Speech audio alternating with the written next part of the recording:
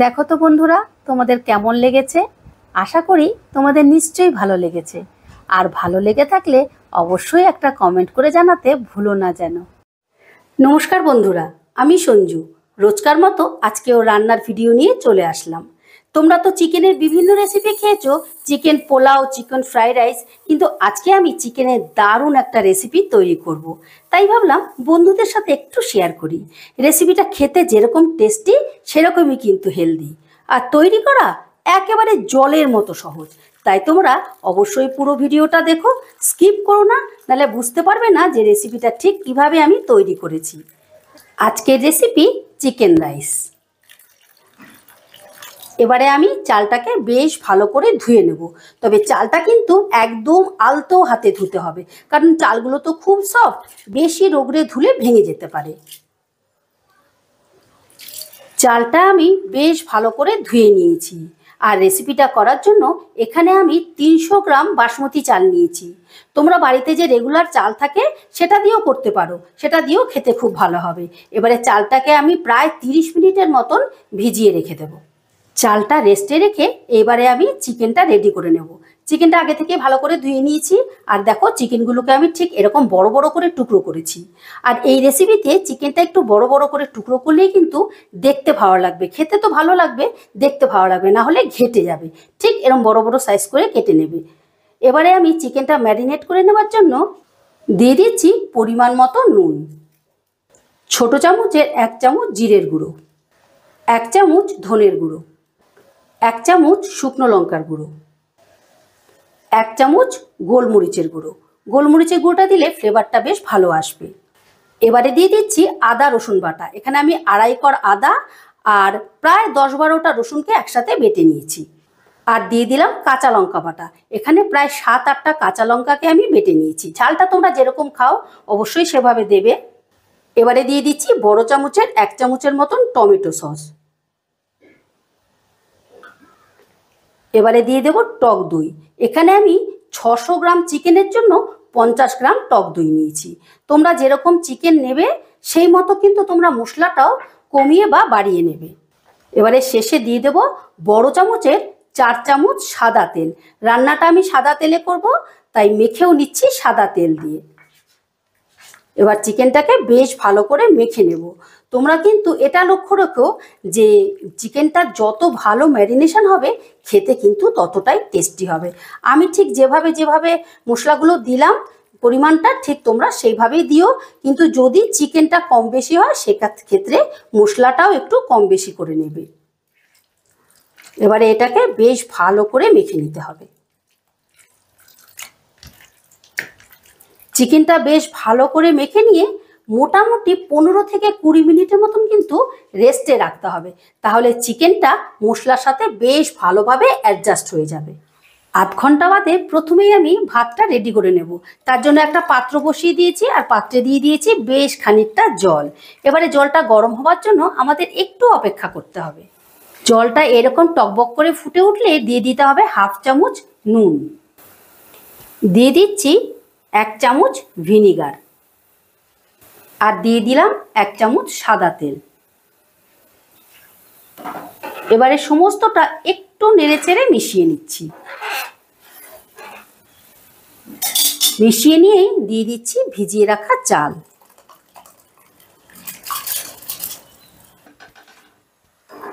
এইভাবে ভিনিগার, তেল আর নুন দিয়ে যদি জল মিশিয়ে নিয়ে চালটা রান্না করা হয়, মানে ভাতটা তৈরি করা হয়, ভাতটা খেতেও খুব টেস্টি হবে, আর একটার সঙ্গে একটা লেগে যাবে না। আর চালটা ভাতটা যখন তৈরি হবে তখন একদম সাদা ধবধবে হবে, দেখতে ভীষণ ভালো লাগবে। এবারে ভাতটা রান্না হওয়ার জন্য আমি অল্প কিছুক্ষণ অপেক্ষা করব, কারণ এই চালটা রান্না হতে বেশি সময় লাগে না। চালটা 70% মতন সেদ্ধ হয়ে গেছে। এই দেখো 70% মতন সেদ্ধ হয়ে গেছে। এবার 30% এর ভেতরে যে হিটটা থাকবে তাতেই বয়েল হয়ে যাবে। যদি 100% করতে চাই তাহলে কিন্তু চালটা একেবারে, মানে ভাতটা একেবারে গলে যাবে। এবারে গ্যাসটা অফ করে দিলাম। এবারে আমি ভাতটাকে নামিয়ে নেব। এবারে ভাতটাকে আমি একটা ঝাঁঝরির মতন ঢেলে নিচ্ছি, আর তলায় গামলা দিয়ে দিয়েছি। মাঠটা ঝাঁঝরি দিয়ে তলায় পড়ে যাবে গামলার মধ্যে। আচ্ছা, রাইসটাকে এদিকে আমি ঠান্ডা হতে দিয়ে এবারে আমি চিকেন রাইসের জন্য একটা স্পেশাল মশলা তৈরি করে নেব। নিয়ে নিয়েছি অল্প একটু গোটা জিরে, 3টে এলাচ, একটুখানি দারচিনি আর একটা স্টার অনিস, একটুখানি জয়িত্রী আর 10-12খানা গোলমরিচ আর 7-8টা লবঙ্গ। এটাকে আমি গ্যাসের আঁচটা একেবারে লোতে রেখে আমি হালকা করে ড্রাই করে নেব। এই সময় কিন্তু একদম গ্যাসের আঁচটা বাড়ানো যাবে না, তাহলে ফ্লেভারটা নষ্ট হয়ে যাবে, মানে অতিরিক্ত ভেজে ফেললে ফ্লেভারটা নষ্ট হয়ে যাবে। ব্যাস, হালকা করে ভেজে নিয়েছি। এবারে এটাকে নামিয়ে একদম ফাইন ডাস্ট করে নেব। মশলাটা গুঁড়ো করে নিয়েই এবারে ফাইনালি চিকেনটা রেডি করে নেব। তার জন্য দিয়ে দিচ্ছি প্রায় 4-5 চামচ সাদা তেল। তেলটা গরম হয়ে গেলে দিয়ে দিলাম ফোড়ন। ফোড়নে দিলাম এলাচ, দারচিনি, শুকনো লঙ্কা, তেজপাতা আর অল্প একটু গোটা জিরে। এবারে গ্যাসের আঁচটা একেবারে লোতে রেখেই কিন্তু আমি ফোড়নটা একটু নাড়াচাড়া করে নেব। ফোড়নটা একটু নাড়াচাড়া করলেই দেখবে সুন্দর মিষ্টি একটা গন্ধ বেরোবে। একটু নাড়াচাড়া করে দিয়ে দিচ্ছি পেঁয়াজ কুচি। এখানে বড় সাইজের 3টে পেঁয়াজকে আমি ছোট ছোট করে কুচিয়ে নিয়েছি। এবারে গ্যাসের আঁচটা বাড়িয়ে দিয়ে পেঁয়াজটা আমি হালকা করে ভেজে নেব, মানে লাল করব না, জাস্ট পেঁয়াজটা একটু নরম হবে এই পর্যন্ত আমি ভেজে নেব। পেঁয়াজটা একটু নাড়াচাড়া করার পরই যখন ঠিক এই রকম নরম হয়ে যাবে তখন দিয়ে দেব টমেটো কুচি। এখানে আমি মাঝারি সাইজের 2টো টমেটোকে ছোট ছোট করে কুচিয়ে নিয়েছি। টমেটোটা তাড়াতাড়ি নরম হবার জন্য দিয়ে দিচ্ছি অল্প একটু নুন। এবার টমেটোটাও একটু নাড়াচাড়া করে নেব নরম হওয়া পর্যন্ত, বা কাঁচা গন্ধটাও যেতে হবে টমেটোরে, কারণ রান্নার মধ্যে যদি টমেটোরের কাঁচা গন্ধটা থাকে তাহলে খেতে ভালো লাগবে না। একটু নরমও করে নেব আর কাঁচা গন্ধটাও চলে যাবে। একটুখানি নাড়াচাড়া করার পরই টমেটোটা বেশ নরম হয়ে গেছে আর কাঁচা গন্ধটাও চলে গেছে। এই স্টেজে দিয়ে দিচ্ছি ম্যারিনেট করা চিকেন।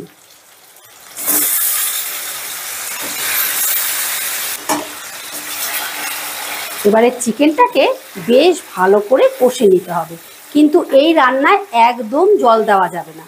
এই চিকেনের জলেই কিন্তু রান্নাটা করে নিতে হবে। তাছাড়া যেহেতু টক দই আছে অনেকটাই জল বেরোবে। গ্যাসের আঁচটা মিডিয়ামে রেখে বেশ নেড়েচেড়ে কষিয়ে নিতে হবে। 2 মিনিট নাড়াচাড়া করেই এবারে আমি ঢাকা দিয়ে দেব। আর এইভাবে ঢাকা দিয়ে দিয়ে বারবার করে কষিয়ে নিতে হবে, তাহলে চিকেনটা কষাও হয়ে যাবে আর সঙ্গে সঙ্গে বয়েলটাও হয়ে যাবে। 2 মিনিট বাদে ঢাকাটা তুলে নিলাম। দেখো চিকেন থেকে কতটা জল বেরিয়েছে, আর টক দই দেওয়াতে জলটা একটু বেশি বেরিয়েছে। এবারে আবারও একটু আমি কষিয়ে নিয়ে মিনিট 2-এর মতন আবারও আমি ঢাকা দিয়ে দেবো।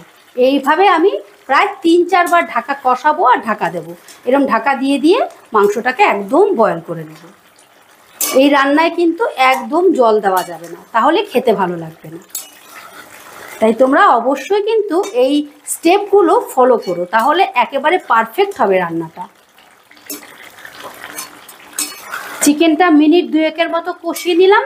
আবারও আমি 2 মিনিটের মতো ঢাকা দিয়ে দিচ্ছি, কিন্তু গ্যাসের আঁচটা মিডিয়ামের থেকেও একটু কমে রাখবে, না হলে দেখবে এই জলটা শুকিয়ে যাবে, চিকেনটা সেদ্ধ হবে না।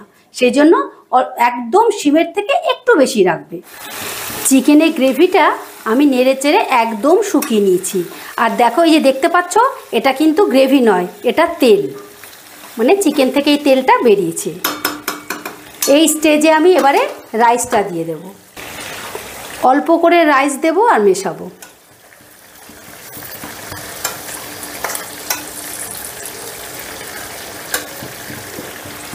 এই সময় কিন্তু গ্যাসের আঁচটা একেবারে লোতে রাখতে হবে, না হলে তলায় লেগে যাবে।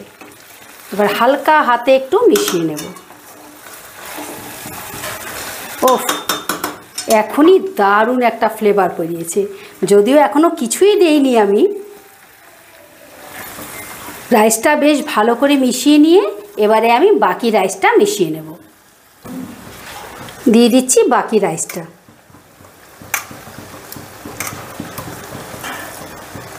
দেখো যেহেতু 70% আমি বয়েল করেছি, সেই জন্য রাইসটা দেখো কতটা ঝুরঝুরে আছে, একটার সঙ্গে একটা লাগেনি। এদিকে ভিনিগার আর তেল দিয়েছি, সেই জন্য একটুকু লাগেনি। এবারে রাইসটা আলতো হাতে মিশিয়ে নিতে হবে যাতে চালগুলো ভেঙে না যায়, ভাতগুলো ভেঙে না যায়।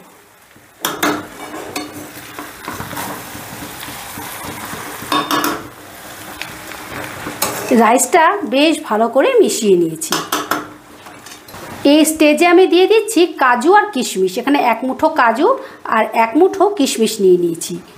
এটা সম্পূর্ণ অপশনাল, কিন্তু এটা দিলে পরে বাচ্চাদেরকে আর খাবার জন্য ডাকতে হবে না, এতটাই টেস্টি হবে। আর দিয়ে দিচ্ছি টেস্টের ব্যালেন্সের জন্য চিনি। যেহেতু রাইস আছে সেই জন্য চিনিটা একটু বেশি দিতে হবে। আমি 1.5 চামচের মতন চিনি দিলাম, বড় চামচের 1.5 চামচ। এবারে দিয়ে দিলাম অল্প একটু গোলমরিচ। দিয়ে দিচ্ছি 1 ঢাকনা গোলাপ জল, 1 ঢাকনা কেওড়ার জল। এগুলো দিলে দারুণ একটা ফ্লেভার আসবে। আর দিয়ে দিচ্ছি ভেজে গুঁড়ো করে রাখা সেই স্পেশাল মশলাটা। এটা কিন্তু কোনোভাবেই স্কিপ করা যাবে না, এটা দিলেই কিন্তু রান্নাটা দারুণ হবে। এবারে সমস্তটা বেশ ভালো করে মিশিয়ে নেব।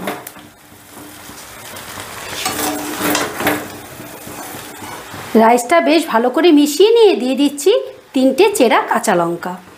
আর ওপর থেকে দিয়ে দেব প্রায় 3 থেকে 4 চামচের মতন ঘি। এবারে গ্যাসটা অফ করে দিয়ে আলতো হাতে একটু মিশিয়ে নেব। বেশি ঘাটাঘাটি করব না, তাহলে রাইসগুলো ভেঙে যেতে পারে। এই দেখো কতটা লোভনীয় হয়েছে আর দারুণ একটা ফ্লেভার বেরিয়েছে কিন্তু। এবারে রাইসটা আমি 5 মিনিটের মতো ঢাকা দিয়ে দেব যাতে ফ্লেভারটা ইভেনলি ছড়িয়ে যায়। তারপর তোমাদেরকে পরিবেশন করে দেখাচ্ছি। দেখো তো বন্ধুরা তোমাদের কেমন লেগেছে। আশা করি তোমাদের নিশ্চয়ই ভালো লেগেছে। আর ভালো লেগে থাকলে অবশ্যই একটা কমেন্ট করে জানাতে ভুলো না যেন।